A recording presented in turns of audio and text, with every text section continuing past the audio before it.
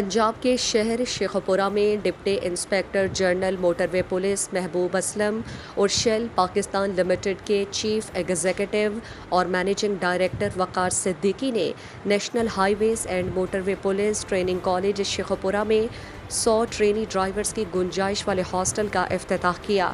یہ hostel shell Pakistan نے commandant training college DIG Mehboob Aslam کی زیر نگرانی اپنی فنڈنگ سے تعمیر کیا ہے۔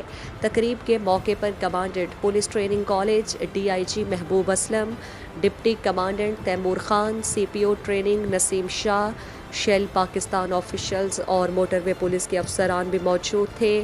گزشتہ 12 سالوں میں اس تربیتی سہولت کے 212 بیچز میں 2000 سے زائد شیل پاکستان ڈرائیورز کو تربیت دی گئی۔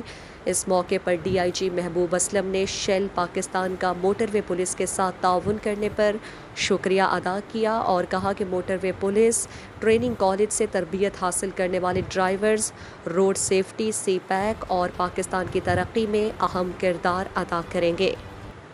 دلچسپ معلومات اور خبروں سے آگاہ ہونے کے لیے Gedrosia Point Facebook page, Instagram, Twitter کو فالو اور یوٹیوب چینل کو سبسکرائب کریں۔ بیل آئیکن بٹن دبانا نہ بھولیں تاکہ مکران سمیت بلوچستان کی خبروں سے جڑے رہیں۔